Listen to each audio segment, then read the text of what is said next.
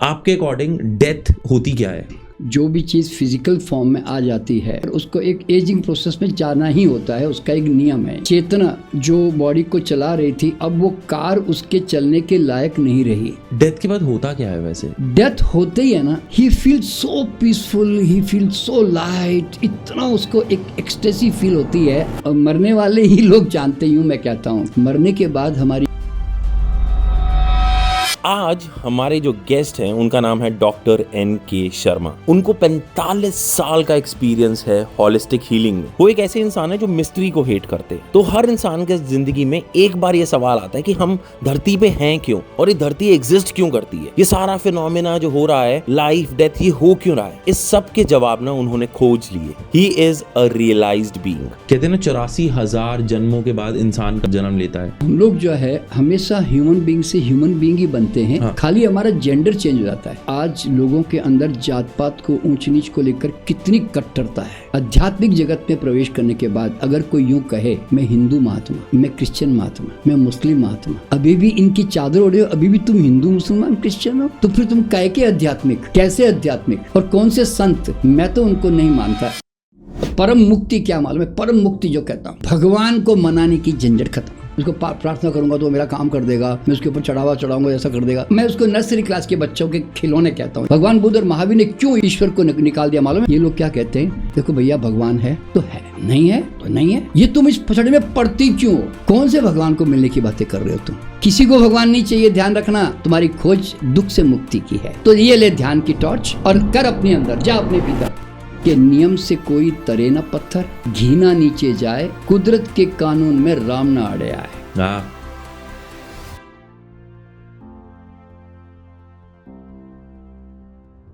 नमस्कार ladies and gentleman, this is no filter with Nick and आज हमारे साथ जुड़ गए हैं डॉक्टर NK शर्मा।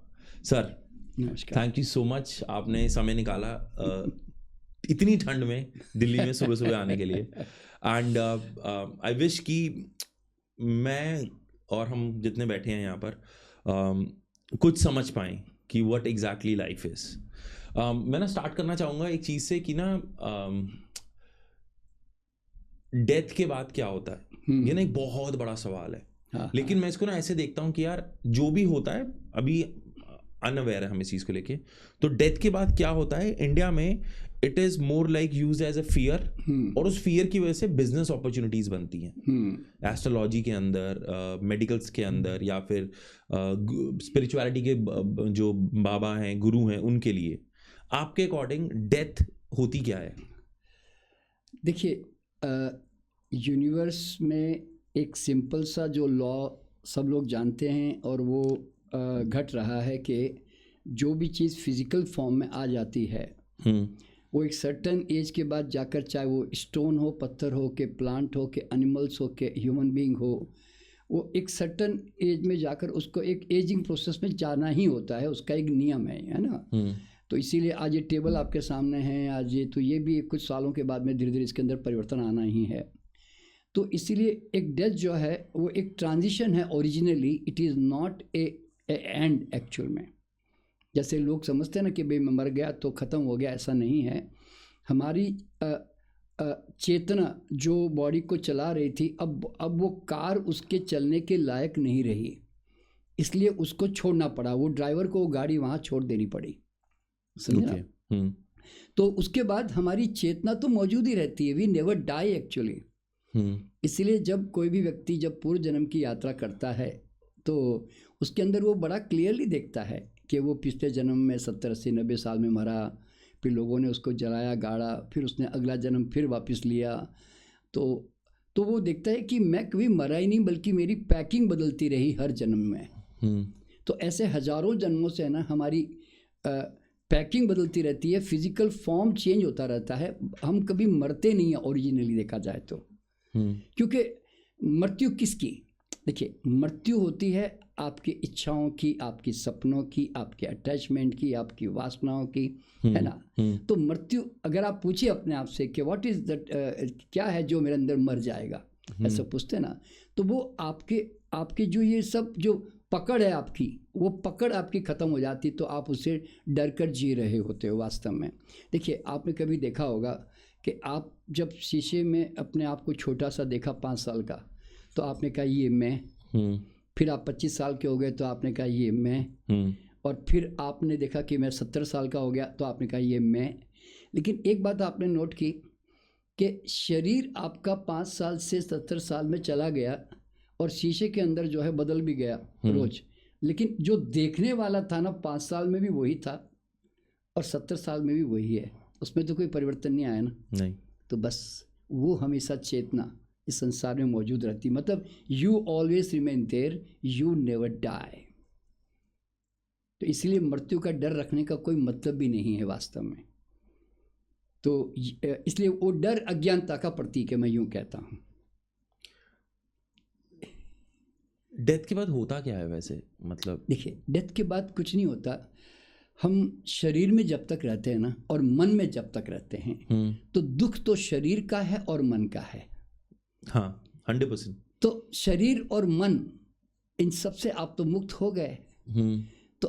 तो डेथ होते ही है ना, ही फील सो पीसफुल, ही फील सो लाइट, इतना उसको एक एक्सटेसी फील होती है कि जो मरने वाले ही लोग जानते ही हूँ, मैं कहता हूँ। क्योंकि मैं एक एग्जांपल दे रहा हूँ कि एक्सीडेंट भी होते ना। तो मैं उनसे पूछता हूँ, जब मैं उनको पास्ट लाइफ में लेके जाता हूँ तो उनको पूछता हूँ कि भाई पिछले जन्म में तुम्हारा 20 साल की उम्र में एक्सीडेंट हो गया, तो जैसे तुम मरे तो मरते ही फिर तुम्हारी चेतना तो बाहर निकल गई, तो क्या तुम्हें कोई दुख हो रहा है क्या, या तुम बहुत तड़प रहे हो क्या, परेशान हो रहे हो क्या?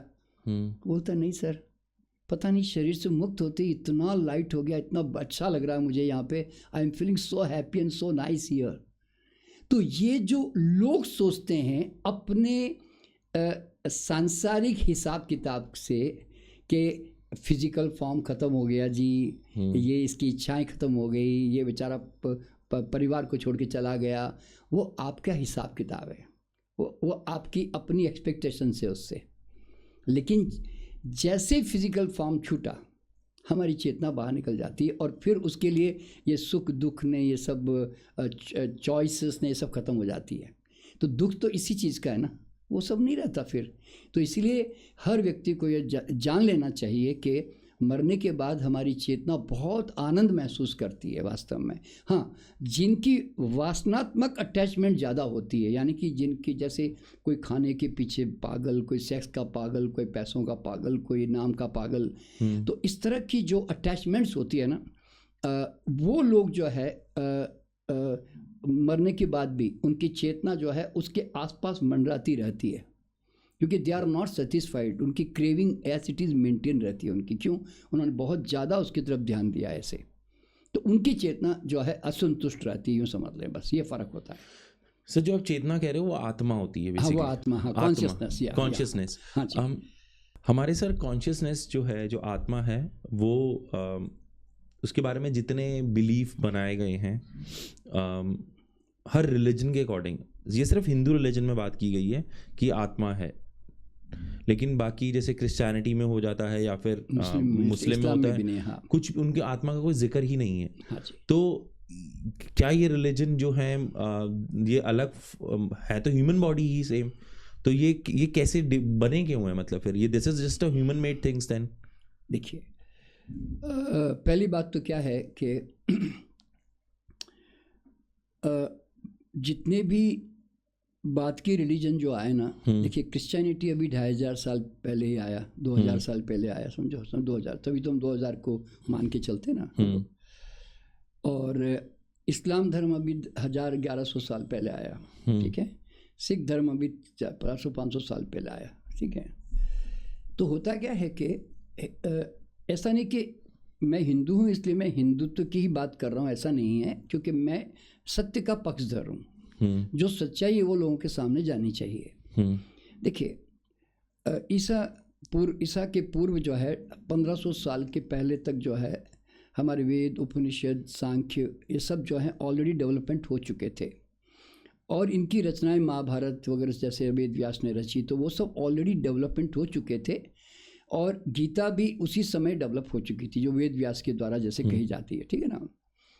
तो उस समय आत्मा का जो कॉन्सेप्ट है वो ऑलरेडी रिकॉग्निशन कर लिया गया। अब देखिए, पूरे विश्व की सभ्यता और भारत की परंपरा सभ्यता में एक बहुत बड़ा डिफरेंस क्या मालूम है कि भारत के ऋषि मुनियों ने सूक्ष्म विज्ञान की गहराइयों में अंत तक जाकर इतना सब कुछ जान लिया कि अगर आज मैं उसके अंदर में अगर सर्च करूं कि क्या बाकी रह गया, कुछ भी बाकी नहीं रह गया। उन्होंने A to Z खोद खुदा के सब कुछ ख़त्म कर दिया और बोल दिया पूर्णमिदं पूर्णमेवावशिष्यते। बस इतना सब कुछ भारत के लोगों ने जान लिया, मतलब चाहे वो अणु अणु के स्तर पर हो, बता रहा हूँ मैं, इवन पूरा ब्रह्मांड, इवन पूरा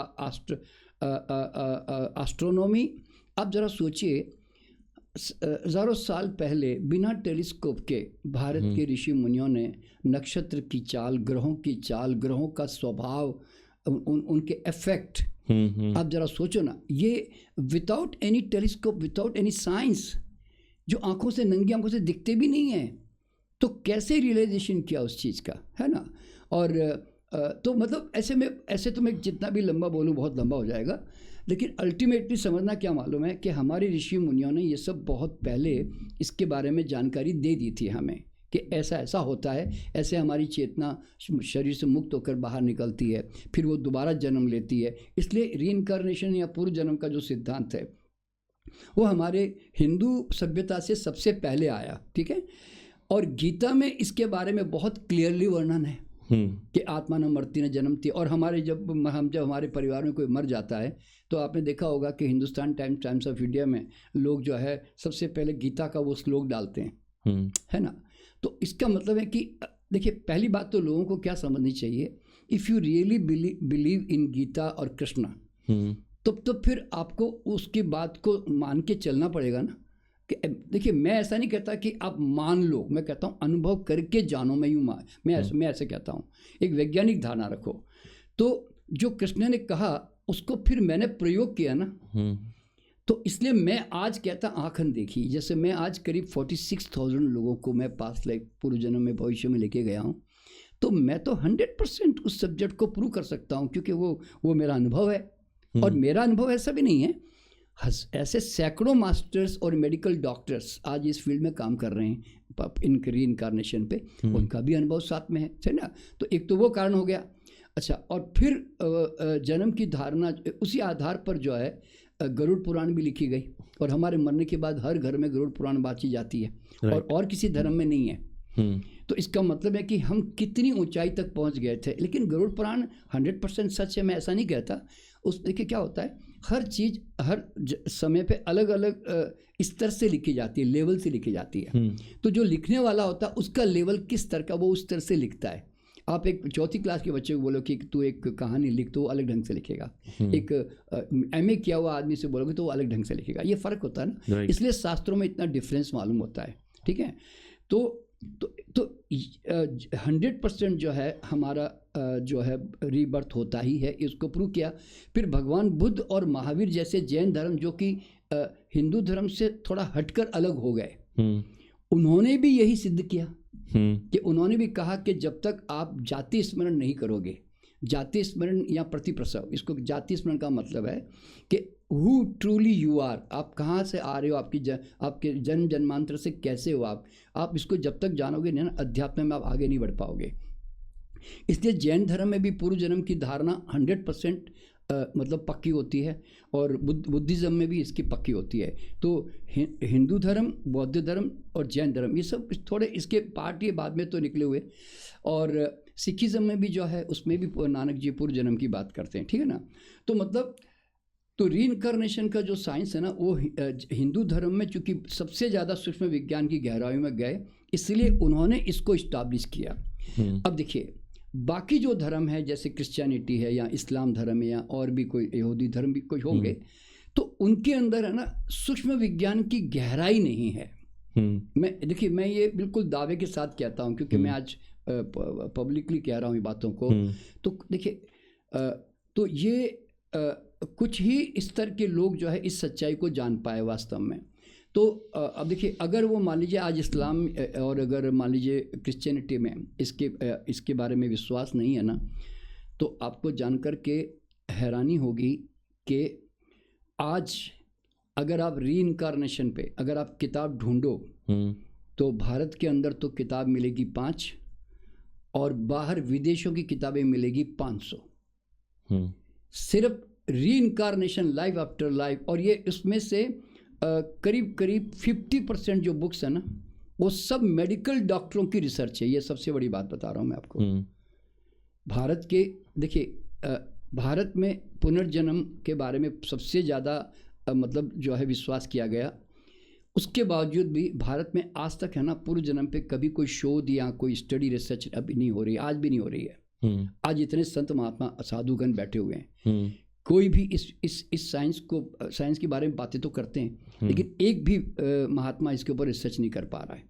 ये कितनी बड़ी शर्मनाक बात है भारत के लिए, मैं यूँ कहता हूँ। और भारत अगर एक हिंदू देश है तो इन चीज़ों पे उसको रिसर्च करनी चाहिए थी, स्टडी करनी चाहिए थी, वो नहीं कर पा रहा है। इसकी स्टडी कौन कर रहा है? वर्जीनिया यूनिवर्सिटी में इसके ऊपर 30-40 सालों से इसके ऊपर रिसर्च हो रही है। डॉक्टर यान स्टीवेंसन है जिन्होंने 3000 डॉक्यूमेंटेड केसेस जो है उन्होंने वहाँ पे अपने यूनिवर्सिटी में उन्होंने मेंटेन किए हुए हैं अभी तक। और उनकी एक और भी उनकी जो उनके और भी डॉक्टर्स है, डॉक्टर टकर और उनके असिस्टेंट वगैरह काफ़ी, वो लोग भी बर्थ मार्क के ऊपर काम कर रहे हैं कि बर्थ मार्क जो होते हैं वो सचमुच पिछले जन्म से कैसे कनेक्टेड होते हैं। मेरे पास भी बर्थ मार्क के फोटोग्राफ्स है, मेरे पास भी, मेरे भी स्टूडेंट है ना, करते रहते हैं। तो ये सब चीज़ें मैं तो प्रूव कर चुका हूँ। मुझे तो कोई मतलब 1% भी कोई शक का रास्ता ही नहीं बचा मेरे सामने। क्यों? इतने हज़ारों लोगों को लेके गया हूँ और हज़ारों लोग जो जा चुके वो मेरे सबसे बड़े प्रूफ होते हैं मेरे लिए, है ना। तो इसलिए पूर्व जन्म जो है वो 100% होता है। और अगर कोई धर्म या किसी रिलीजन में अगर वो नहीं जानकारी है तो मैं ऐसा मानता हूँ कि उनका सूक्ष्म विज्ञान की पहचान की जो स्तर है वो अभी थोड़ा बचा हुआ है। अभी उनको शायद समय आने पर शायद वो और गहराई में जाएं, मैं ऐसा भविष्य में देखता हूँ अभी। लेकिन वो अभी थोड़े अनजान हैं इन चीज़ों से, मैं ऐसा मानता हूँ। ओके सर, मेरा बीच में एक क्वेश्चन उठा था। जो रीइंकार्नेशन है ये ना एक मिथ है बहुत बड़ा। मैं चाहूँगा आप इस मिथ को तोड़ें कि एक इंसान, कहते हैं ना 84,000 जन्मों के बाद इंसान का जन्म लेता है, ये सच है या फिर एक इंसान ही रहता है और जीवन कंटिन्यू करता है? देखिए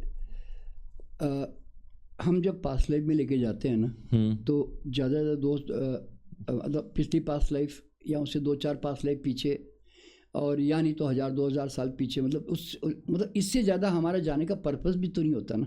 अब कोई व्यक्ति, आप मेरे पास आओगे तो why you want to know कि मैं 2-5,000 साल पहले क्या था, मान लो ऐसा होता ना। जनरली तो आप अपने से रिलेटेड समस्याओं को जानने के लिए जाते हो, है ना। तो इसीलिए तो अभी तक जो मेरा अनुभव है वो ये है कि कुछ परसेंटेज, 1-2% अभी मैं जब 46,000 लोगों को लेके गया तो उसमें मुश्किल से समझो कि अभी तक मेरे पास में 15 लोग करीब आए होंगे जो जानवर थे। इतने हज़ारों में 15 लोग आए, समझो, तो परसेंटेज भी नहीं बोल सकता, ठीक है। 1-2 लोग आए जो कि पेड़ थे एक प्रकार से, ही वॉज ए प्लांट, समझे ना।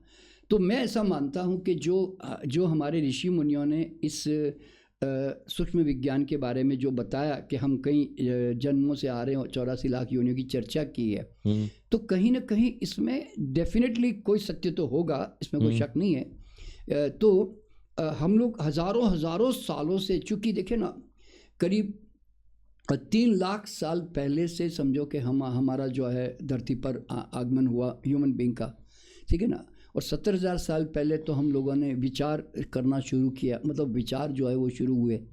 और आप अगर ध्यान से देखोगे तो अभी मुश्किल से 4-5 हज़ार साल पहले तक है ना कोई धर्म, ना कोई भगवान, ना कोई कुछ भी, ना कोई शास्त्र, कुछ थे ही नहीं, समझे ना प्रकार से। और ये अध्यात्म वर्ड ने, ध्यान वर्ड ने, सब कुछ कोई मतलब ही नहीं था इनका, समझे ना। तो इसीलिए तो इसका मतलब ये है कि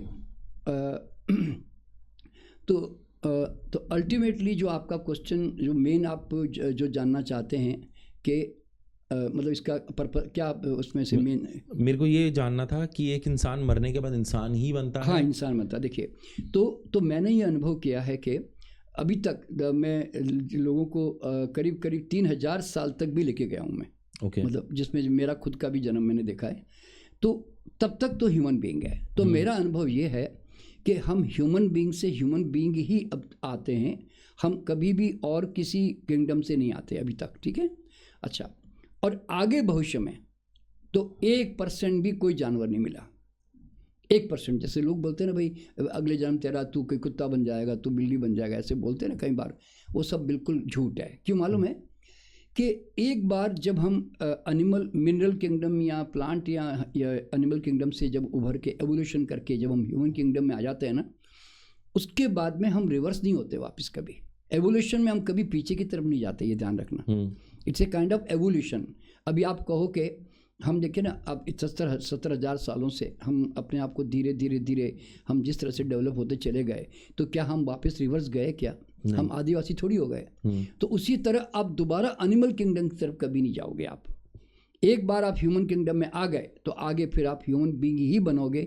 ये उसका डेफिनेट लॉ है। ये अब तक इतने हजारों 30 साल के अनुभव से ये अब तक सामने आया, और मेरा अनुभव ही नहीं है, ये दुनिया में जितने भी एक्सपर्ट्स काम कर रहे हैं उनका भी अनुभव यही है, उन मेरे साथ साथ उनका भी ऐसे।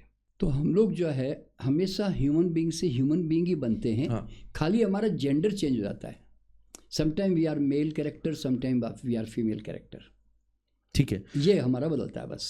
सर मुझे एक चीज़ बताइए, आप ये जो लोगों को पास्ट लाइफ एक्सपीरियंसेस कराते हैं, लेकर आते हैं, इसकी ज़रूरत क्या है? ये नीड आई क्यों है? हाँ, देखिए, जैसे कि मैंने अभी थोड़ी देर पहले बताया कि भगवान बुद्ध और महावीर ने एक जातीय स्मरण की बात कही कि जब तक आप अपनी ओरिजिनलिटी नहीं पहचानोगे कि वो ट्रूली यू आर, तब तक आप अध्यात्म के जगत में आप आगे नहीं बढ़ पाओगे आप। ठीक है। तो मैं भी जो पास्ट लाइफ में काम कर रहा हूँ ना, मैं इसलिए नहीं कर रहा हूँ कि जैसे बोलते खाली मुझे एक प्रोफेशनल बनकर बस अपने पैसे कमा के जीवित रहना, ऐसा नहीं है। मैं बेसिकली मेरी जो ओरिजिनल जो नेचर है वो एक मिशनरी नेचर है, और लोगों को जगाने का ज़्यादा मुझे इंटरेस्ट है, इसलिए मैं इस फील्ड में काम करता हूँ, क्योंकि मैं मिस्ट्री को बर्दाश्त नहीं करता कभी। तो पास्ट लाइफ में अगर कोई आदमी 1 घंटा अगर चला गया ना, तो वो एक प्रकार से अध्यात्म और आत्म जागरण की तरफ वो ऑलरेडी एक क्वांटम जंप कर जाएगा उससे, यूँ समझ लो। उसके सारे क्वेश्चन ड्रॉप हो जाएंगे, उसके सारे जजमेंट ख़त्म हो जाएंगे, उसके सारे ब्लेमिंग और कंप्लेंट गेम ख़त्म हो जाएंगे। क्यों मालूम है?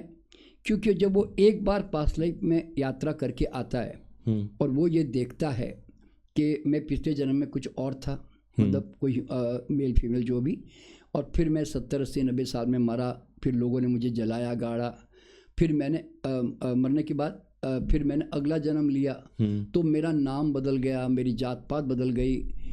तो ये जो लोगों, आप देखिए, आज जरा आप सोचिए कि आज लोगों के अंदर जात पात को, ऊंच नीच को लेकर कितनी कट्टरता है, समझे ना? तो ये भ्रम अच्छों का नहीं टूटता, लेकिन वो पास्ट लाइफ में जाकर टूट जाता है।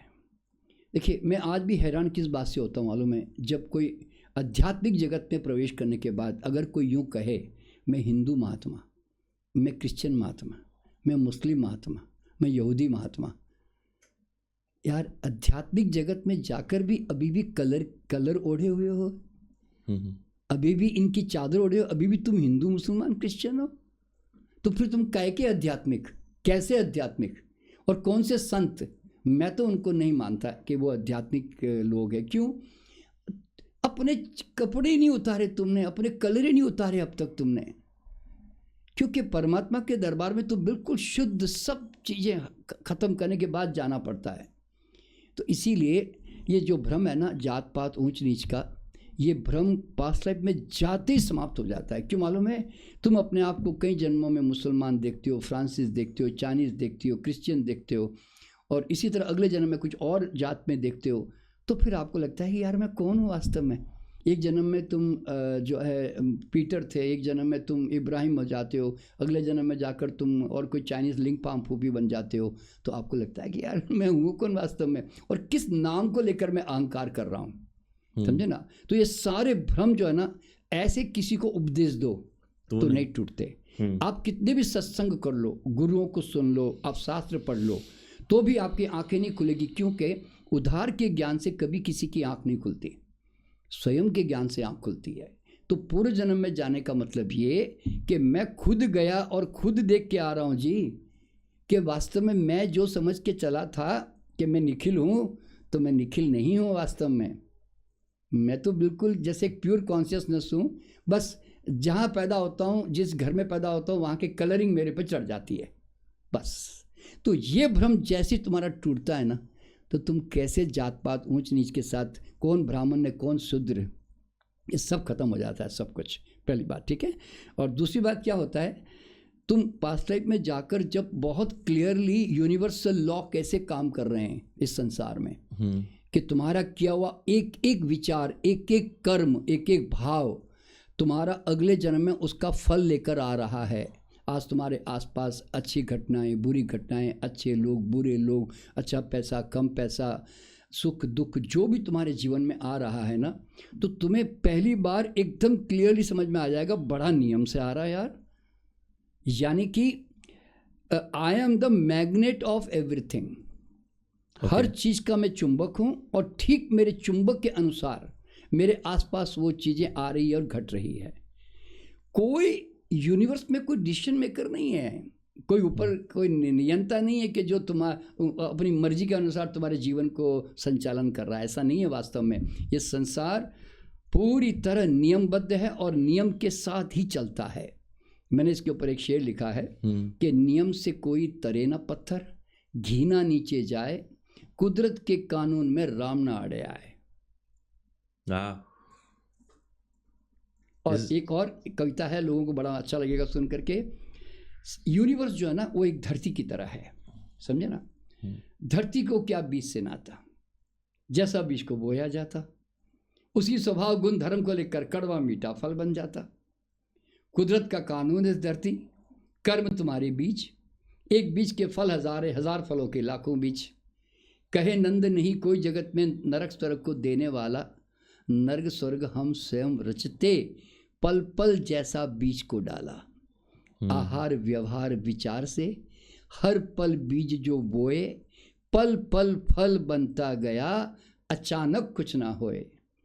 कहे नंद जागे रहो, सचेत रहो हर पल, इस पल बोया बीज ही फल लाएगा कल। तो इतना क्लियर है ये ब्रह्मांड जो है ना। नियम में कोई दुनिया की ताकत, क्या मैं कहता हूं भगवान भी नहीं बदल सकता इस नियम को, क्योंकि वो नेचुरली सेल्फ डिजाइंड है, वो ऑटो पायलट में है सब कुछ। कंप्यूटर में एक बार प्रोग्रामिंग हो गई है, अब वो सॉफ्टवेयर उसी ढंग से काम करेगा। आप चाहे कितना भी उल्टा लटक जाओ, सीधा लटक जाओ, वो तो बराबर नीम से नीम ही निकलेगा, आम से आम ही निकलेगा, बस सीधा हिसाब है। सर, आपने बीच में ना कर्मों की बात की थी। मेरे हिसाब से जो मैं समझता हूँ कि कर्मा एक एक्शन है, जो मैं कर रहा हूँ वो कर्म है। जैसे मैंने ये उठाई, ये मेरा एक कर्म है, इट्स एन एक्शन। अब आप कैसे कह सकते हो कि वो पिछले जन्म के कर्म तुम्हारे इस जन्म के ऊपर आएंगे? तो वो एक बार लिंक आप समझाएंगे? देखिए क्या होता है निखिल, के हम पिछले जन्मों से जो मेजर जो लाइफ के जो मतलब जो घटनाएं घटती हैं ना, कि आपके आसपास खास करके जैसे संबंध बनते हैं, हमारे माता पिता के साथ जुड़ते हैं, है ना, भाई बहन बनते हैं, पति पत्नी बनते हैं, दोस्त मित्र बनते हैं।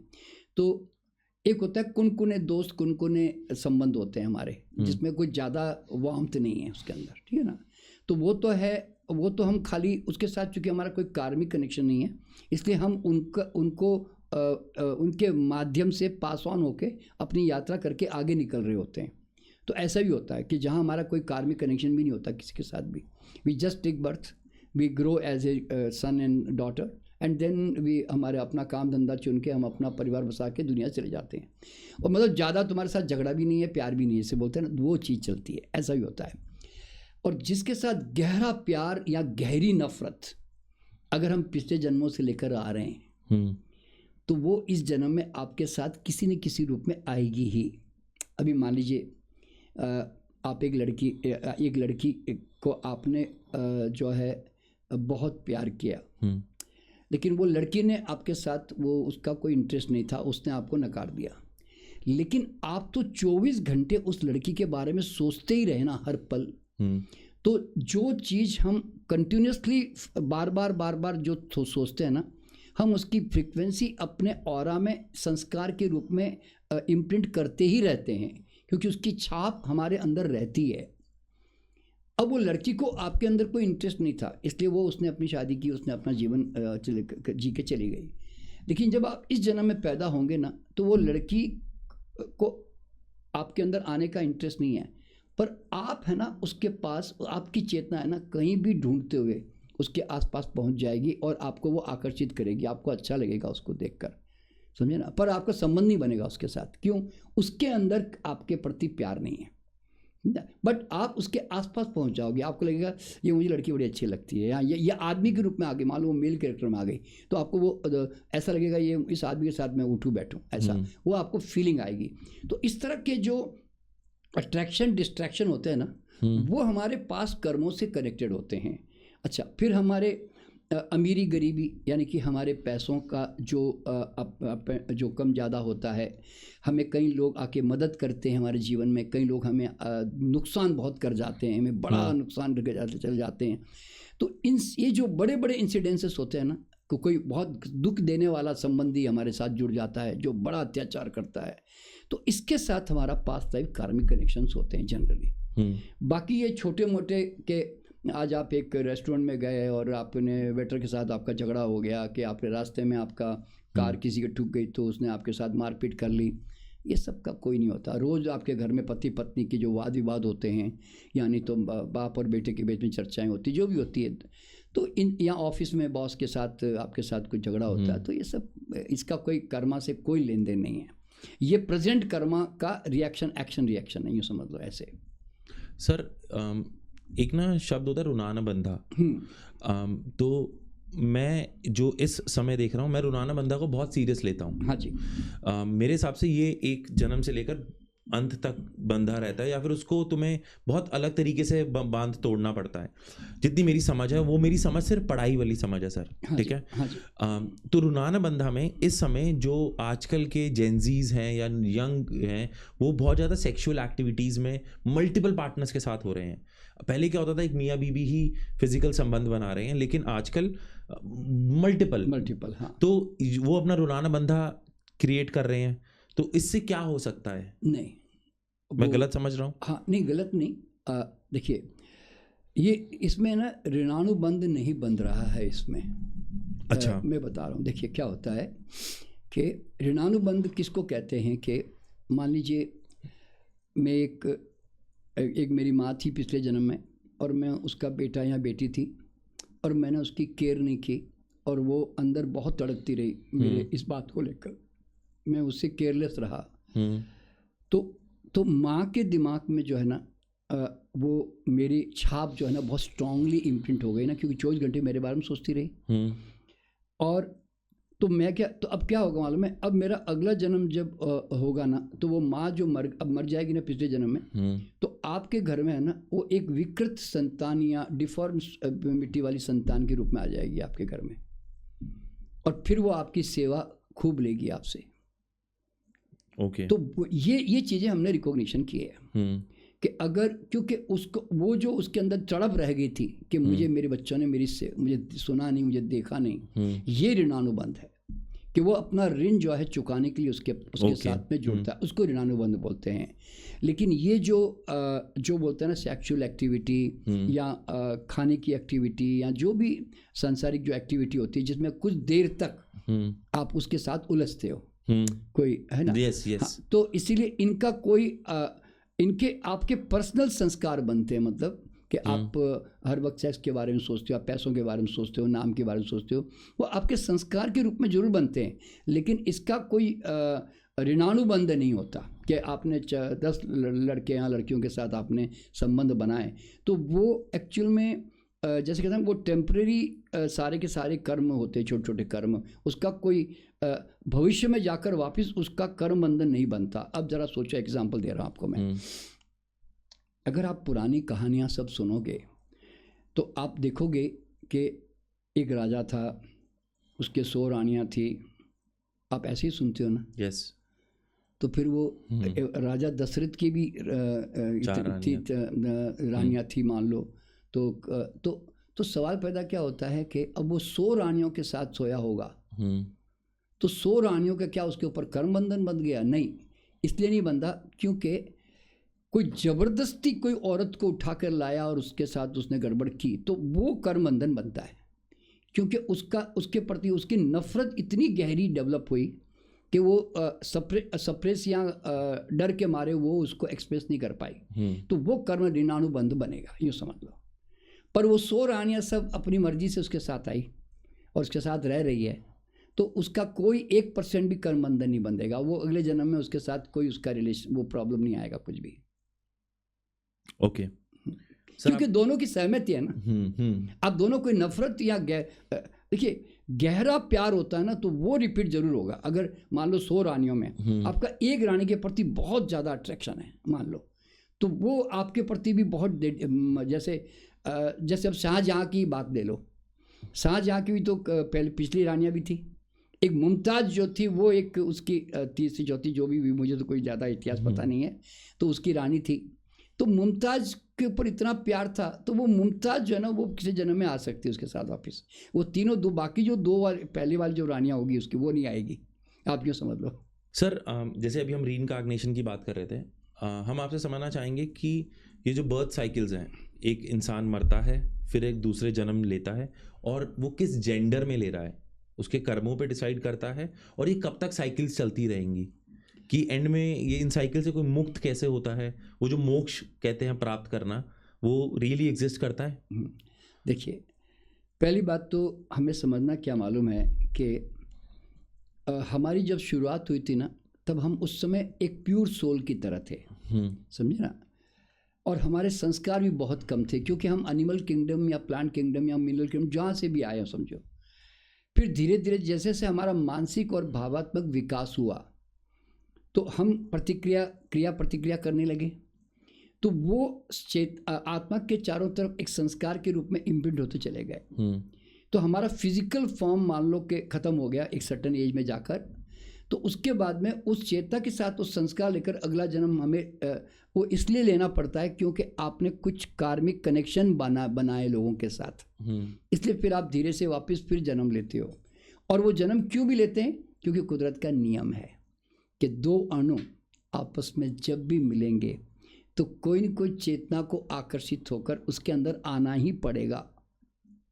ओके का नियम है ना। देखिए अभी मान लीजिए एक मेल फीमेल मिल गए, चाहे वो एनिमल मिल गए कि मेल फीमेल मिल गए, कोई भी मिले, तो मिलने के बाद में कुदरत का नियम है कि दोनों मिलेंगे और वो फ्यूज़न होंगे, तो धीरे धीरे फिर वो मल्टीप्लाई तो होंगे। सेल का नियम है मल्टीप्लाई होना, तो मल्टीप्लाई होते होते फिर एक सर्टेन महीना 2 महीना 3 महीना निकलते निकलते उसमें फिर एक चेतना को वो आकर्षित जबरदस्ती करेगी हर हालत में।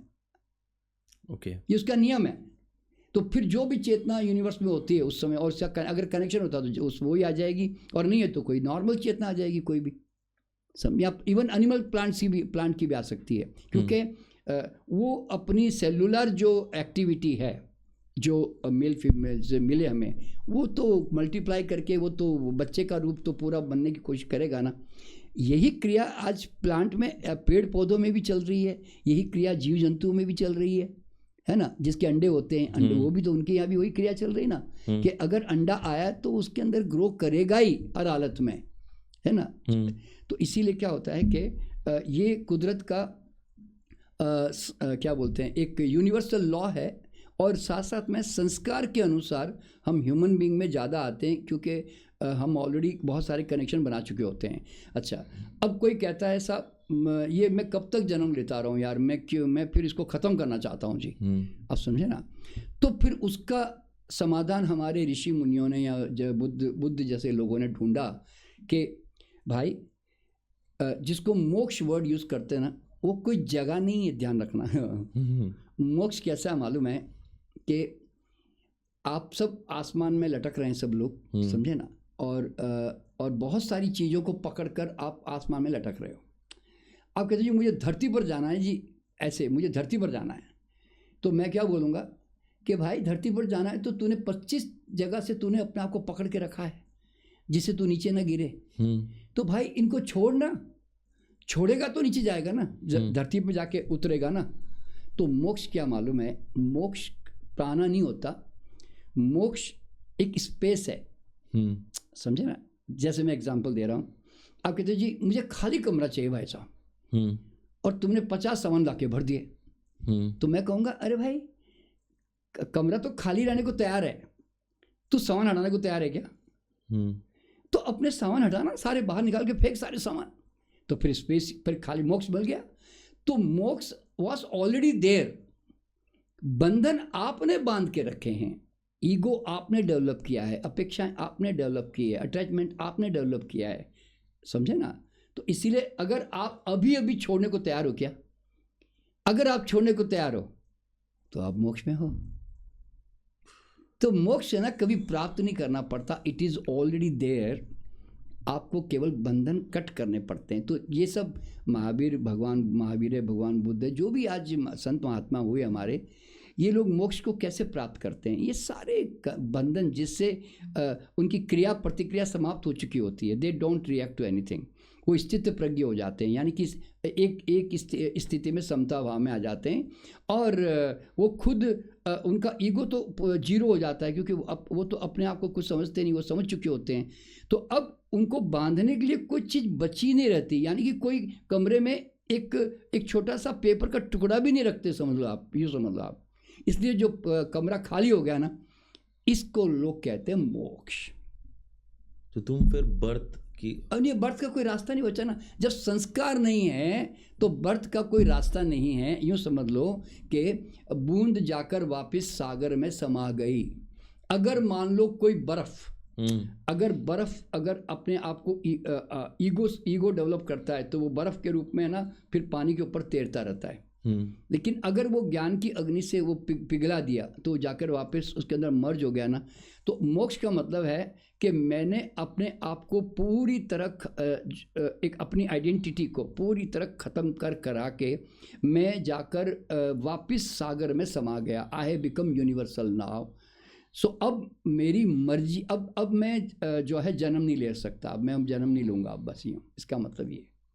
तो मोक्ष का मतलब है it is not to be achieved, it is already there. तुम खाली बीच में से अपने आप को हटा दो, निकाल दो, बस खत्म।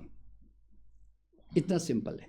एक सवाल है कि जो कहा जाता है ना भूत प्रेत, और ये हमारे हिंदुओं में भी यूज़ होता है, ये रियली एग्जिस्ट करते हैं? क्योंकि मेरे हिसाब से भूत प्रेत क्या है, अगर तुम मर गए हो तो तुम्हारी सिर्फ चेतना जिंदा है, तुम्हारी आत्मा जिंदा है, तुम्हारी कॉन्शियसनेस जिंदा है, उसके पास कोई पर्पस नहीं है, कोई बॉडी नहीं है तुम्हें हार्म करने के लिए।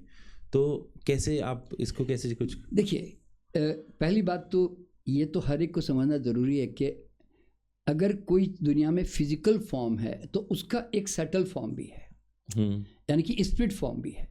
अगर हमारी बॉडी ख़त्म हो गई तो मेरी चेतना एक जो है शरीर से मुक्त होकर, वो उसको भूत प्रेत भी कह दें, कुछ भी कह दें, वो तो हम कहते हैं उसको। देखिए, एक तो भूत प्रेत 100% होते हैं, इसमें कोई शक नहीं है, क्योंकि वो सूक्ष्म चेतनाएं हैं, यूँ बोल सकते हैं। लेकिन स्तर भूत प्रेत के अलग अलग होते हैं। कोई अर्थ बाउंड सोल्स होती है, यानी कि वो अगर वासनात्मक है, वर्ल्डली ज़्यादा अटैच्ड हैं, तो वो धरती के आसपास रहती है, वो ज़्यादा ऊपर डायमेंशंस में नहीं जाती। तो वैसे करीब करीब 11 डायमेंशंस की बात की गई है।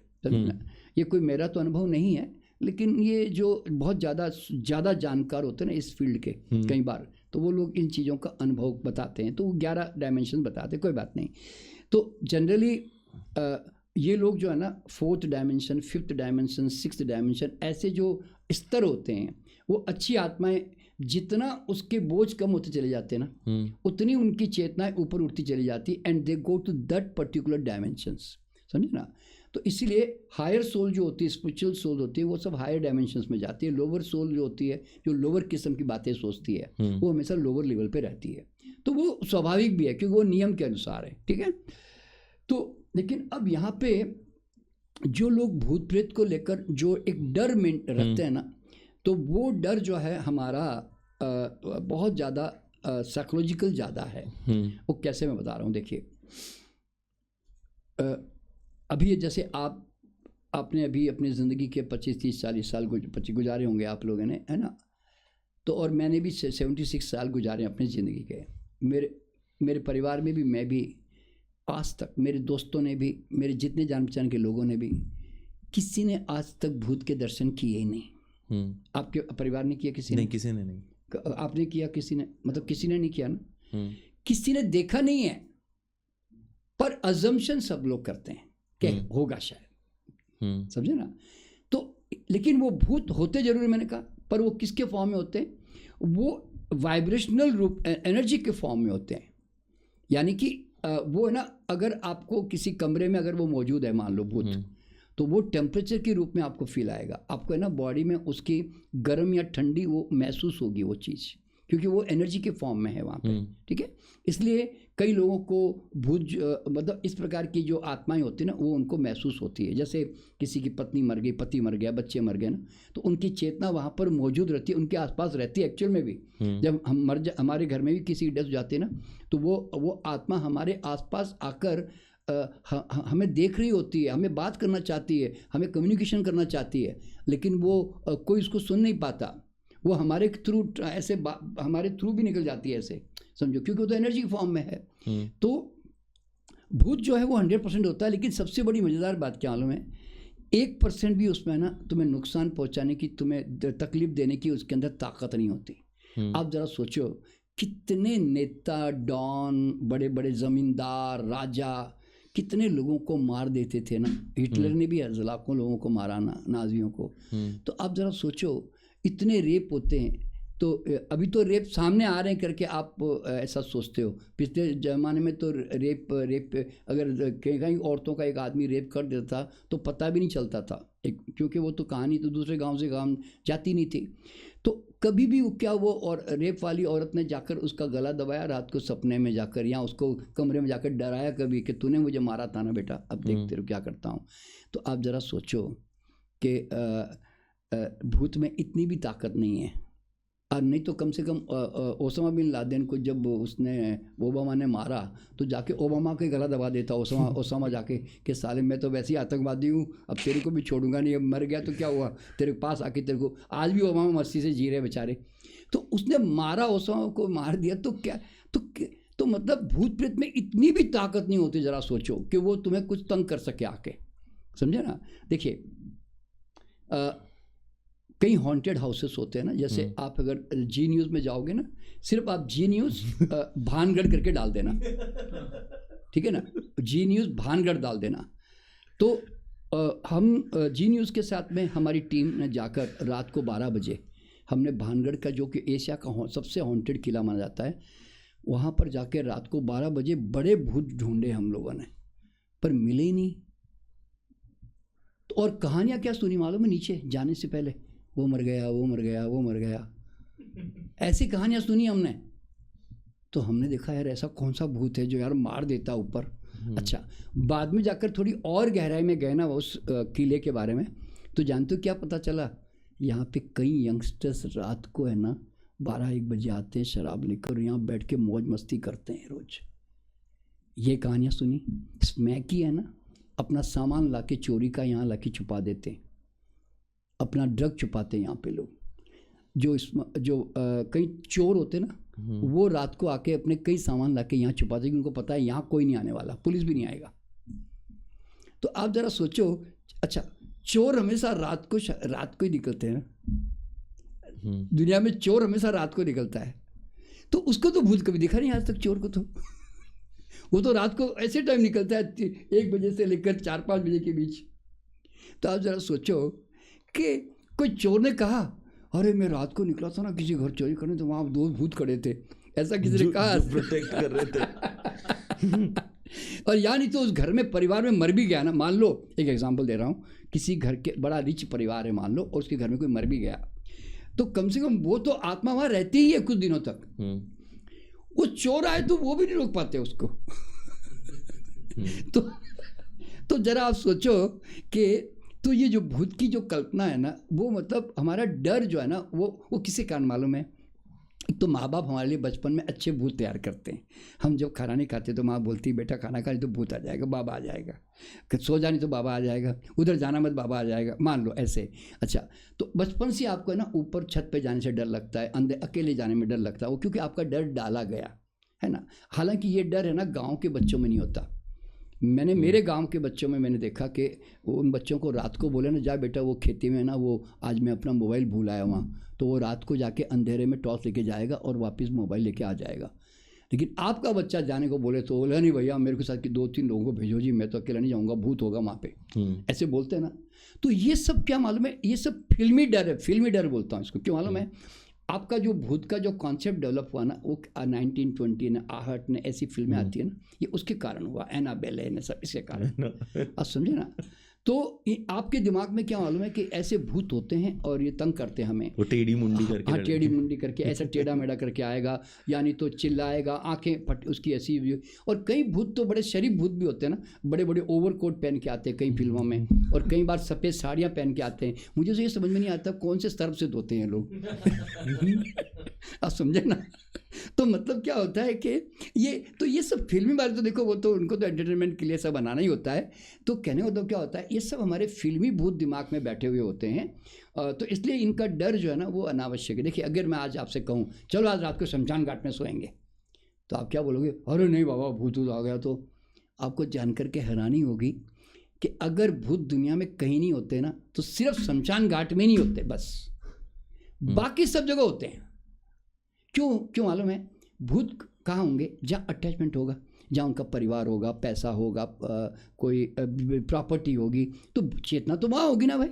मरने के बाद हमारी चेतना है ना, कभी भी ध्यान रखना, जहाँ अटैचमेंट होता है वहाँ जाती है, अपने परिवार के आसपास रहती है।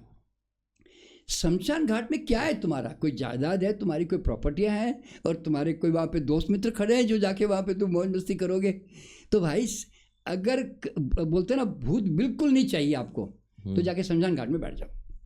आप देखिए दिल्ली में निगम बोध घाट है ना, 25 परिवार पंडितों के और सिक्योरिटी गार्ड के वहाँ पे रहते हैं, और उनके बच्चे ना हड्डियों से गिल्ली डंडा खेल रहे होते हैं। तो उनके तो दिमाग में है नहीं भूत, वो तो रात भर वहीं रहते हैं, रात को सोते भी वहीं हैं। तो उनके पास तो ज़्यादा भूत आके तंग करने चाहिए था, वो तो डायरेक्ट शमशान घाट में ही रहते ना वो तो। आप समझे ना। समझा। तो ये बातें मैं इसलिए बताना चाहता हूँ कि काय का डर आपका, ये सब जो दिमाग की जो वहम है ना वो सबकॉन्शियसली क्रिएट कर दिए गए हैं, जो कि रियल में है नहीं वास्तव में। पर हाँ, अगर भूत प्रेत की दुनिया की बातें करोगे ना, तो मैं ये भी ज़रूर बताना चाहूँगा कि अगर आपकी एनर्जी लो होती है, आपके आसपास जो लोअर लेवल की आत्माएं होती है ना, वो सडनली आपके ऑरा में सक करके आपके अंदर आ जाती है, जिसको कहते हैं ऊपरी हवा। इसके ऊपर जैसे आपने देखा होगा कई औरतें आदमी जो है ना डिफरेंट कैरेक्टर में आ जाते हैं एकदम, जिसको स्प्लिट पर्सनालिटी बोलते हैं कई बार लोग जो है। तो उसमें आत्माएं जो है वो आपके ऑरा में जाती है और वो आपके साथ अटैच हो जाती है। वो क्योंकि वो अपने आप नहीं आई, आपके आसपास थी, आप डिप्रेशन में जाकर या स्ट्रेस में जाकर आपने अपनी एनर्जी इतनी लो कर दी कि आपने आसपास की एनर्जी को सक कर लिया आपने ऐसे। तो वो जो बोलते हैं ना भाई, आपने देखा होगा ना, सुना होगा कि इसके अंदर कोई आत्मा आ गई, आत्मा ऐसा सुनते हैं ना, वो रियलिटी है वास्तव में, उसके अंदर एक्चुअल में भी ऐसा होता है। बट इट कैन बी, अगर आप अपनी एनर्जी हाई कर दो तो फिर वो रिलीज हो जाती है। तभी तो हम अच्छी आध्यात्मिक चीज़ें क्यों पढ़ते हैं, ताकि पॉजिटिव एनर्जी का फोर्स बढ़ जाए और नेगेटिव एनर्जी का फोर्स कम हो जाए ऑटोमेटिकली, ठीक है ना, इस तरह से। तो मतलब तो भूत प्रेत का जो भ्रम है ना, वो लोगों को दिमाग से निकाल देना चाहिए कि कोई आपको तंग नहीं करता, ना कोई डराता है, वो सब तुम्हारे अपने डर है, बस ये समझ ले। आज साधु महात्मा जाके जंगल में जाके हिमालय में बैठे नहीं, अंधेरे में नहीं बैठे रहते हैं रात भर, वहाँ तो उनके भूत होते ही नहीं कोई भी, वो तो ज़िंदगी भर वहीं रहते, अकेले रहते जंगल में, झोपड़ी बना के नहीं बैठे साधु संत महात्मा वगैरह। और फिर चोर डाकू तो ऐसे घने जंगलों में ही रहते, बोलते ना छुप के तो काम करते हैं रात को। राइट सर, अभी ना रिसेंटली एक बहुत पॉपुलर डिबेट हुई थी यूट्यूब के ऊपर, जब डज गॉड एग्जिस्ट। एक तरफ थे जावेद अख्तर जो एथिस्ट थे, और एक तरफ मुस्लिम डोमिनेंस से बात कर रहे थे। मुझे अभी भी हैरानियत होती है कि लोग इस पर सवाल उठा रहे हैं कि गॉड एग्जिस्ट करते हैं नहीं करते। इतनी बड़ी क्रिएशन है, ये सब है कि एकदम अचानक से तो नहीं आ गई। तो इससे ना सवाल उठता है, जो मेरे 2 सवाल हैं, मैं आपसे एक ही सवाल में पूछना चाहूँगा कि आपके अकॉर्डिंग गॉड की डेफिनेशन क्या, भगवान है कौन? हमारे हिंदू धर्म में हम शिवा का नाम लेते हैं, विष्णु, ब्रह्मा, ये कौन है? एक सवाल और उठता है कि हम भी क्यों एग्जिस्ट करते हैं, यूनिवर्स भी क्यों एग्जिस्ट करता है? देखिए,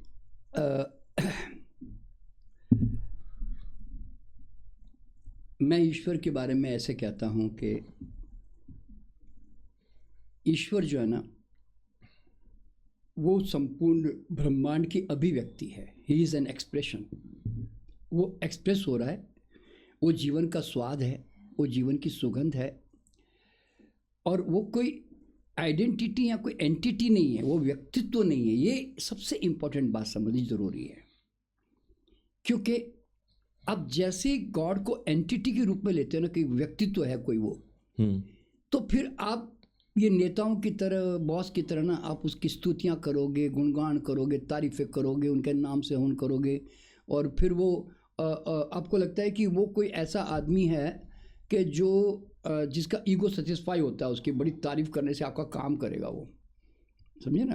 तो मैंने एक शेर लिखा इसके बारे में कि सदियों से लोग न जाने क्यों परमात्मा को रिझा रहे हैं, खोकर अपना अमूल्य समय खुद को ठगा रहे हैं। अरे परमात्मा कोई व्यक्ति नहीं जिसे खुशामद का इंतज़ार है, परमात्मा तो प्रकृति का नियम है जिस पे चलना ही सच्चा उपचार है। तो कहने का मतलब क्या मालूम है, इस धारणा से बाहर निकल जाओ कि ईश्वर का कोई रूप होता है। देखिए, और वो हमारे हिंदू धर्म के शास्त्रों में क्या बोलते हैं ना, आकार निराकार, ये वर्ड निर्गुण सगुण, ये हमारे यहाँ कॉमन ये बोला गया है। देखिए, हिंदू धर्म की सबसे बड़ी महानता क्या मालूम है आपको, कि हमारे यहाँ पर उपनिषद से लेकर हमारे जो कई तरह के ऐसे भी शास्त्र है जहाँ ईश्वर को बिल्कुल कोई रूप नहीं बताया गया, उनको निराकार के रूप में देखा गया और कहा गया कि ईशावास्यम इदम सर्वम, के the whole universe is nothing but godliness. तो मैं यूँ कहता हूँ कि ईश्वर नहीं है, ऐश्वर्य है। भगवान नहीं है, भगवत्ता है। गॉड नहीं है, गॉडलीनेस है। डिवाइन नहीं है, डिविनिटी है। मैं यूँ कहता हूँ, ठीक है ना। वो तो मैं कहता हूँ कि ईश्वर जो है ना, वो कानून बनाकर परमानेंटली सो गया। अगर कोई है भी कि नहीं है, वो सो गया। अब इस संसार में ईश्वर काम नहीं कर रहा है, ये बड़ी बात समझने की है। सब कुछ यहाँ नियमबद्ध है, तो नियम से चल रहा है। और नियम को हमारे लोगों ने कहा धर्म। धर्म का मतलब हिंदू, मुस्लिम, क्रिश्चियन नहीं, याद रखना, वो तो संप्रदाय हैं, अलग अलग फिलोसॉफी के। धर्म का मतलब है द लॉ ऑफ यूनिवर्स। भाई, हिंदू का भी आग में हाथ जलता है, मुसलमान का भी जलता है, क्रिश्चियन का भी जलता है, तो वो सब पर एक जैसा लागू होता है ना। तो इसलिए हर आदमी चाहे किसी भी धर्म का हो, आज 5,000 से 10,000 धर्म बताए जाते हैं, सबके ऊपर ये नियम लागू होते हैं कि घृणा करूँगा तो खून जलेगा, प्रेम करूँगा तो खून बढ़ जाएगा, है ना, ऐसे। तो इसीलिए मुझे भगवान का डर नहीं है दुनिया में, मुझे नियम का डर है। मैं नियम से डरता हूँ कि अभी अभी मैंने किसी के प्रति घृणा की तो खून तो मेरा जला, दूसरे को कोई फर्क नहीं पड़ा। मैं ये नियम जान गया। तो इसे अगर मैं स्ट्रेस लूँगा तो मेरी बॉडी में केमिकल हार्मोनल चेंज आएंगे, दूसरे के कुछ नहीं आएंगे। तो इसलिए मैं उस नियम से डरता हूँ। वास्तव में अभी अभी कोई गलत खाना खाऊंगा जो मेरे नुकसान करता है, तो मुझे वो जाके आदि तो कोई डैमेज करेगा, ऐसे होता है ना। तो इसलिए तो नियम के साथ जुड़ो, मैं यूँ कहता हूँ। तो इस तरह से नियम के साथ जुड़ के चलते हैं ना, तो आप परमात्मा के साथ जुड़ के चलते हैं। तो इसलिए सबसे पहली बात तो क्या मान, देखिए मेरे जीवन की सबसे बड़ी परम मुक्ति क्या मालूम है, परम मुक्ति जो कहता हूँ, भगवान को मनाने की झंझट खत्म। क्योंकि मुझे बोलता है ना, आज मैंने हाथ नहीं जोड़ा तो वो गुस्सा हो गया, वो मेरा काम नहीं करेगा, मैं उसको प्रार्थना करूँगा तो वो मेरा काम कर देगा, मैं उसके ऊपर चढ़ाऊँगा ऐसा कर देगा। ये सब मैं उसको नर्सरी क्लास के बच्चों के खिलौने कहता हूँ, इस तरह की बातों को जनरली, ठीक है ना। तो इसलिए मैंने एक कविता लिखी है कि सब कुछ मिला हुआ है क्या तुम खोजते हो, सब कुछ मिला हुआ है क्या तुम खोजते हो, पानी में डूबकर भी पानी को खोजते हो। तो ईश्वर एक हवा की तरह है, यूँ समझ लो, जो चारों तरफ है, आप फील करते हो उसको। लेकिन आप हवा को अगर एक मूर्ति बना दोगे, हवा को एक रूप दे दोगे, तो वो तुम्हारी अपनी कमज़ोरी या तुम्हारी चॉइस है। मैं इसको गलत भी नहीं कहता, ध्यान रखना, याद रखना, ये जो मूर्ति पूजा है ना, ये जो लोग इतने तरह के भगवान बना के बैठे होते हैं, ये गलत नहीं है, ध्यान रखना, ये साइकोलॉजिकल नीड है। आप कितना भी आदमी को कह दो ईश्वर निराकार है, आदमी बगैर आकार के नहीं जी सकता। He needs something in between, उसको माध्यम चाहिए। इसलिए जितने भी आज ये भगवान की मूर्तियाँ मंदिर बने ना, ये क्या मालूम है, ये नर्सरी क्लास के बच्चों के खिलौने हैं जो जरूरी है। तो आप नर्सरी क्लास के बच्चों को ऐसा थोड़ी बोलोगे, पागल कहीं का, अकल नहीं है, सारे दिन खिलौने के साथ खेलता रहता है, ऐसा थोड़ी बोलोगे। आप क्या कहोगे, अरे भाई साहब बच्चा है, नादान है, ना समझे, अभी खेलने की उम्र है, खेलेगा ना भाई साहब, समझ आ जाएगी तो खिलौने छोड़ देगा जी, जब बड़ा हो जाएगा तो आदमी के साथ प्रॉब्लम क्या हुई कि सदियों से जो नर्सरी क्लास में है, फिर पैदा होता है, फिर नर्सरी क्लास, फिर पैदा होता है, फिर नर्सरी क्लास, BA करता ही नहीं। तो तुम जब जिस दिन तुम धीरे धीरे अपने आप को जानने लग जाओगे कि who am I am the second to God, मैं कौन हूं, तुम्हें आदमी को यह एहसास नहीं है कि अगर परमात्मा, अगर पूरा ब्रह्मांड सोना है तो तुम उस सोने के टुकड़े ही तो है ना भाई। ब्रह्मांड यूनिवर्सल कॉन्शियसनेस है, तुम उसकी छोटी चेतना बूंद के रूप में हो ना, तो तुम भी तो सोना ही हो ना ultimately. The same power what universe have, the same powers you also have. अगर परमात्मा रचयिता है, क्रिएटर है, तो तुम भी उतने ही बड़े क्रिएटर हो। तभी तो आज तुमने देखा नहीं कि जो आदमी सोचता जा रहा है, मैनिफेस्ट करता जा रहा है ना, चांद पे जाऊंगा, चला गया, उड़ती हुई कार बनाऊंगा, बना दी ना, थॉट मेरे विचारों से कंप्यूटर चल पड़ेगा ना। तो what ever man will think it will manifest, क्यों, ही इज द क्रिएटर। इसीलिए तो भगवान जो है ना, वो जीवन में जीने की वस्तु है, खोजने की वस्तु नहीं है। मैं कहता हूँ वो होश का विषय है, वो खोज का विषय नहीं है। तो देखिए, तो इसलिए मेरे लिए परमात्मा क्या मालूम है, मैं परमात्मा को हर पल जीता हूँ। मैं एक पानी पीता हूँ तो पानी के अंदर जो ठंडक है ना, वो कौन है ठंडक? तुम कहते हो भगवान किधर है? ये पानी के ठंडक में तुम्हें महसूस नहीं होता? एप्पल खाते हो उसकी मिठास में नहीं दिखाई देता? बाहर जाते हो हवा में महसूस नहीं होता? वो कौन है हवा? वो एक्सप्रेस ही तो हो रहा है ना, है ना। सामने एक बगीचे में इतने सुंदर सुंदर फूल खिले हैं, वो उसमें नज़र नहीं आता तुम्हें। तो कहने का मतलब क्या? देखिए, मेरे अंदर मेरी आंखें मुझसे दिखवा रही है, मुझे सुनवा रही है, मेरी जीभ स्वाद ले रही है, मेरे अंदर हृदय धड़क रहा है, श्वास के रूप में हर पल मेरे अंदर भीतर चल रहा है। तो साक्षात परमात्मा अभिव्यक्त हो रहा ना भाई। तो और कौन से परमात्मा को खोजोगे? आदमी की प्रॉब्लम क्या होगी मालूम है? वो मंदिर के अलावा परमात्मा को देखना ही पसंद नहीं करता। वो अगर तुम हाथ कहाँ जोड़ोगे? मंदिर जाओगे जोड़ोगे ना, लेकिन क्या तुम मंदिर से बाहर आकर जितने भी आसपास पेड़ पौधे जीव जंतु आदमी खड़े, तुम उनको हाथ जोड़ते हो क्या? नहीं। तुम बोलते इनके अंदर भगवान नहीं है जी, भगवान तो खाली उधर है जी, बस सिर्फ। और फिर कितनी अजीब सी बातें हैं। घर के छोटे से कृष्ण भगवान की, शिव भगवान की मूर्ति में आप कहते हो ये वाला शंकर भगवान, कृष्ण भगवान उतना जोरदार नहीं है जी, वो मैं केदारनाथ जाऊँगा ना, वो बड़ा अच्छा है जी, वो थोड़ा बड़ा अच्छा भगवान है जी। तुम्हारा भगवान भी इतना डिवीज़न वाला है भाई। तो भगवान तो हर कण कण में, याद रखना, जब तक तुम अणु अणु में, कण कण में और अपने भीतर आप ईश्वर को महसूस नहीं करोगे ना, तो तुम्हारी ईश्वर की मान्यता बेकार, कोई काम की नहीं। देखिए, इसीलिए भगवान बुद्ध ने क्या कहा मालूम है? भगवान बुद्ध और महावीर ने क्यों ईश्वर को निकाल दिया मालूम है अपने उसमें से? ये अनीश्वरवादी धर्म है दोनों, इसलिए वो निकाला। भगवान बुद्ध तो साइंटिस्ट है, समझ लो, महावीर भी। ये लोग क्या कहते हैं, देखो भैया, भगवान है तो है, नहीं है तो नहीं है। ये तुम इस पछड़े में पड़ती क्यों हो? तुम्हारी असली खोज क्या है? तुम्हारी असली खोज भगवान की नहीं, ध्यान रखना।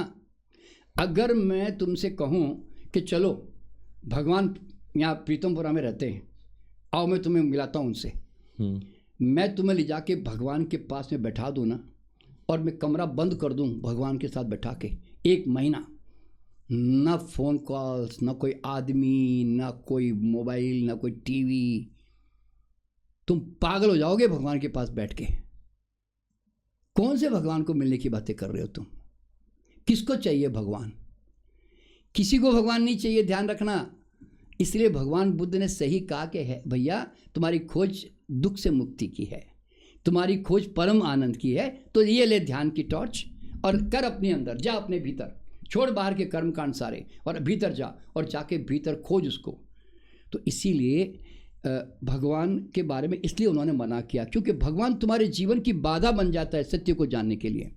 वो बीच में आते ही तुम सत्य खो देते हो। और भगवान बुद्ध ने कहा कि देखो भाई, तुम सदियों से ईश्वर को मानते चले आ रहे हो, तो तुम्हारे अंदर क्या फ़र्क पड़ गया भैया? तुम हो तो दुखी रोगी वैसे की वैसे ही ना। तुम्हारी ईश्वर की मान्यता तुम्हारे लिए काम क्या आ रही है? खाली एक मान्यता मात्र तो है। और अगर तुम कहते हो मैं नहीं मानता जी, मैं तो नास्तिक हूँ, तो क्या फ़र्क पड़ गया?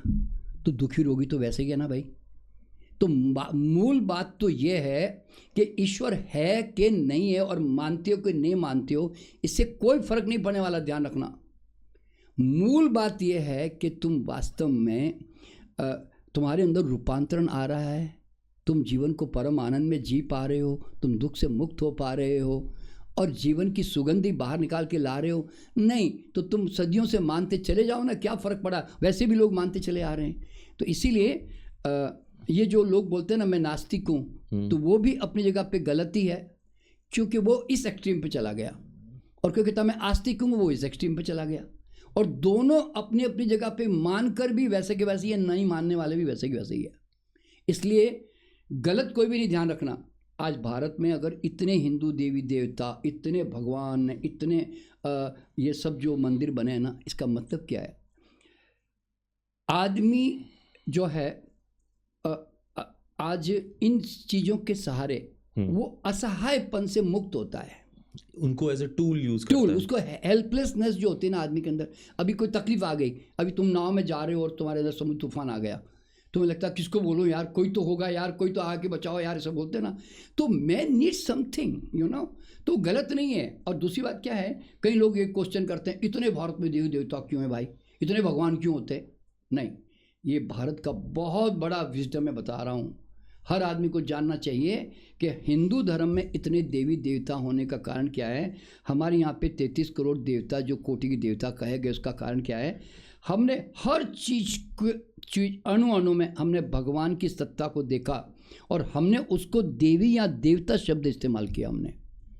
हमने कहा अग्नि देवता, दुनिया में किसी ने कहा आज तक? वायु देवता, जल देवता, भारत के अंदर दुनिया के अलावा किसी ने कहा पृथ्वी देवी? किसी ने कहा ऐसे? भारत माता, गंगा मैया, यमुना मैया, सरस्वती, विद्या की शक्ति, सरस्वती का वो, ये सब सिंबॉलिक प्रेजेंटेशन है, कोई रियल में नहीं है। देखिए, रियल में कोई भगवान का कोई स्वरूप नहीं है किसी का। कोई अग्नि देवता बोलने से कोई आदमी नहीं बैठा हुआ है कहीं, समझे ना? मैं समझ रहा हूं। लेकिन भारत की खूबी देखो ना, लेबर का देवता विश्वकर्मा, नाम ये विश्व का कर्म। कितनी बड़ी बात है कि लेबर को हम कहते हैं भगवान है। भैया भगवान की तरफ पूजो उसको, काम को भगवान की तरफ पूजो, कितनी बड़ी बात है। धन्वंतरी देवता, दवा का देवता, सूर्य देवता, चंद्रमा देवता, वरुण देवता, यानी कि हमारे भारत में क्या कमाल की बात है। ज़रा सोचो कि हमने हर चीज़ को भगवान कहा, हर एनर्जी को हमने देवता कहा, है कि नहीं? ये भारत का सबसे बड़ा विजडम है। तो इसलिए भगवान जो, मैं यूँ कहता हूँ कि ईश्वर की खोज मत करो, ईश्वर को हर पल जियो, बस एंजॉय करो। हर एक कण कण में, अणु अणु में वो व्याप्त है, उसका मजा लो बस। सर लेकिन एक और चीज़ है, जब हम भक्ति योग में होते हैं, जब मैं भक्ति कर रहा हूँ, लोग कृष्ण की भक्ति करते हैं, उसके अंदर जो रस है ना, वो बहुत आनंदमयी है। तो ये भी चीज़ ठीक है। हाँ। कि तुम आनंद प्राप्त करने के लिए, वो रस पाने के लिए तुम उस भक्ति करते हो, तुम भजन करते हो, तुम राम का नाम जपते हो। कहते हैं ना, राम के नाम में वो नशा है। नशा है, बिल्कुल। हाँ। आप बिल्कुल सही कह रहे हैं। देखिए क्या होता है निखिल, कि हर व्यक्ति है ना एक ही मार्ग से ना कभी भी ईश्वर को अनुभव नहीं कर सकता। इसका देखिए 2 मार्ग है दुनिया में, एक है संकल्प मार्ग और एक है भक्ति मार्ग। भक्ति मार्ग उन लोगों के लिए है जो ज़्यादा दिमाग पच्ची और माथा पच्ची करना नहीं चाहते, और वो इमोशनल कैरेक्टर्स हैं। यस। और वो बस वो कहते हैं भैया जंप करना है क्या, लो जी जंप कर गया जी मैं तो। बहुत सही। हाँ। तो ऐसे लोग जो होते हैं ना, वो तो ऐसे लोगों को ज़्यादा ये शास्त्र ने, बुद्धि ने, तर्क ने, इन सब के खिलाफ होते हैं लोग, समझे ना? तो उनको वही मार्ग अपनाना चाहिए और उसी मार्ग से जाना भी चाहिए, भक्ति इमोशनल कैरेक्टर अगर बुद्ध और महावीर को मानने लग गया, वो जय कृष्णमूर्ति को मानने लग गया, तो फिर वो भटक जाएगा, या पतंजलि को मानने लग गया। क्योंकि ये सब क्या मालूम है, ये संकल्पवादी महात्मा है। इन लोगों ने क्या कहा, स्टेप बाय स्टेप, ऐसे पहले यम नियम ये करो, फिर प्रत्याहार ऐसे करो, त्राटक करो, ध्यान धारणा करो। तो या भगवान बुद्ध कहेंगे श्वास को देखो, फिर शरीर को देखो, फिर संवेदनाओं को देखो, फिर धीरे धीरे वो कहते हैं ना स्टेप बाय स्टेप, वो है ना आपके आत्म जागरण की तरफ लेके जाते हैं। ठीक है, तो वो है ना प्याज के छिलका ना एक एक करके निकालते हैं, धीरे धीरे ऐसे लेयर निकालते हैं, फिर लास्ट में जाके शून्य तक पहुंचाते हैं हमें, जहाँ बाद में प्याज के अंदर फिर कुछ भी नहीं है, बोलते हैं ना खाली हो गया प्याज, अब छिलके बचे नहीं है। तो संकल्प मार्ग जो है ना वो दिखने में लॉजिकली बड़ा अच्छा लगता है, लेकिन उसमें टाइम बहुत लगता है, एंड इट्स वेरी टफ। नहीं, वो क्यों मालूम है, तो अपने विचारों से भावों से मुक्त होने में बड़ा समय लगा लोगे। पर भक्ति मार्ग में क्या मालूम है, सीधा पहाड़ से जंप कर दिया नीचे नदी में बस। It's beautiful. I have seen people, मैंने एक इंसान से मिला, वो उसने एक पेड़ को देवता माना हुआ है। हाँ, वो पेड़ को हक करके रोता है। हाँ, रो रहा है। हाँ, लेकिन वो आंसू उसके ना खुशी वाले हैं। वो 3 घंटे बैठा हुआ है ऐसे। तो मैंने कहा यार ये एक प्यार है, तो वो उससे अपने आप को मुक्ति प्राप्त करा रहा है। बिल्कुल बिल्कुल। देखिए अल्टीमेटली सारा सिद्धांत क्या मालूम है, वैर तुमने जहां अपने आप को बचा के नहीं रखा। देखो संकल्प में भी तुम्हें अपना ईगो डिसॉल्व करना पड़ता है, है ना, और भक्ति मार्ग में भी तुम्हें अपने आप को समाप्त करना पड़ता है, तभी आप उसके तब उसके साथ आप उस सागर में मिल पाते हो ना, उसके रस में। तो इसीलिए दोनों में क्या मालूम है, स्वयं को समाप्त करने की कला, यूँ समझ लो। तो लेकिन भक्ति मार्ग जितना दिखता आसान है ना निखिल, एक्चुअल में जब समय आता है और प्रॉब्लम आते हैं ना, तो तुम बीच में ज़्यादा आ जाते हो और भगवान को थोड़ा पीछे कर देते हो तुम, ऐसा होता है अक्सर। ठीक है सर। तो इसीलिए मेरा कहना क्या मालूम है, अगर तुमने सचमुच, देखिए कौन सा भगवान है इसकी चिंता मत करो। तुमने कृष्ण को पकड़ा के, तुमने कबीर को पकड़ा के, राम को पकड़ा के, हनुमान को पकड़ा के, दुर्गा को पकड़ा, इससे कोई फर्क नहीं पड़ता। कि कोई चाइनीज़ गॉड को पकड़ा, कि कोई क्या बोलते हैं झूलेलाल को पकड़ा, तुमने किसी को पकड़ लो। मैं कहता हूँ ये तो खूंटियाँ होती है। खूंटियाँ क्यों होती है मालूम है, लटकने के लिए। तो खूंटी होती है लटकने के लिए, तो लोग क्या करते हैं मालूम है, खूंटी पकड़ते जरूर है लेकिन टांगे जमीन से लगा के रखते हैं, कहते तेरे पे पूरा भरोसा नहीं, आधा मेरे पे आधा तेरे पे। तो मैं क्या कहता हूँ मालूम है, अगर भैया दुनिया में किसी भगवान को मानती हो और खूंटी को पकड़ा ही है, तो भैया टांगे उठा के लटको ना भाई।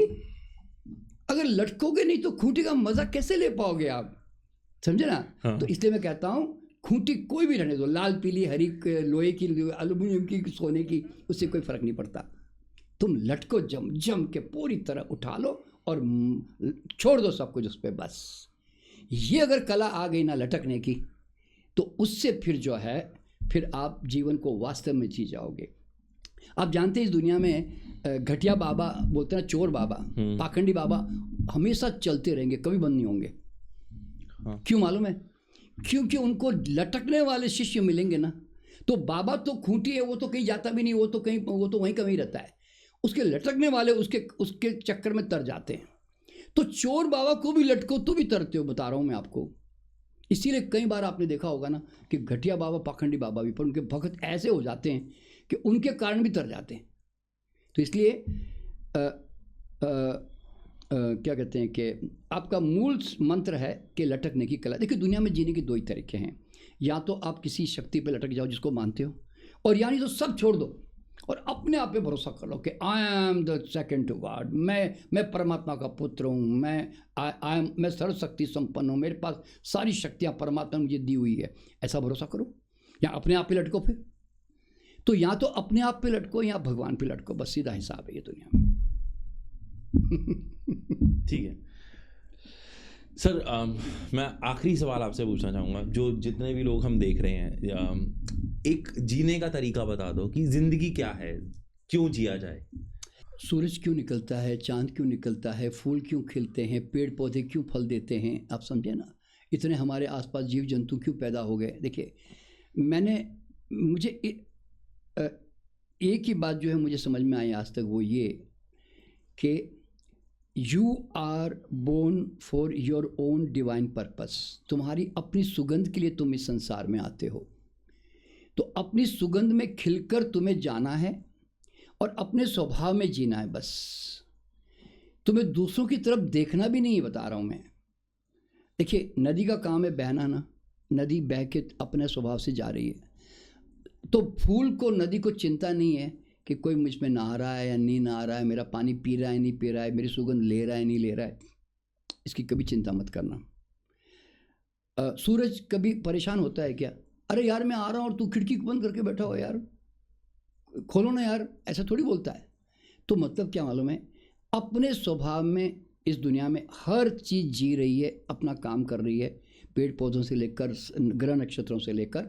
तो आप भी as a human being, you are born with certain talent, certain skills, certain powers. उसके अंदर आप पूरी तरह खिल जाओ और कोई तो एहसान भी नहीं करोगे किसी पे काम करके। ध्यान रखना, फूल किसी पे खिल के एहसान नहीं करता, नदी बह के किसी पे एहसान नहीं करती, सूरज किसी पे निकल के एहसान नहीं करता। तुम्हारा काम है वो खिलना और चले जाना बस।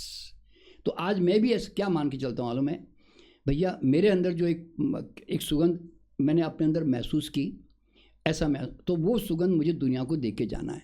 कोई सूंघे ना सूंघे, सुने ना सुने, मेरी तारीफ करें ना करें, मुझे इससे कोई लेन देन नहीं है। मैं तो अपनी सुगंध दुनिया को देकर जाऊंगा बस।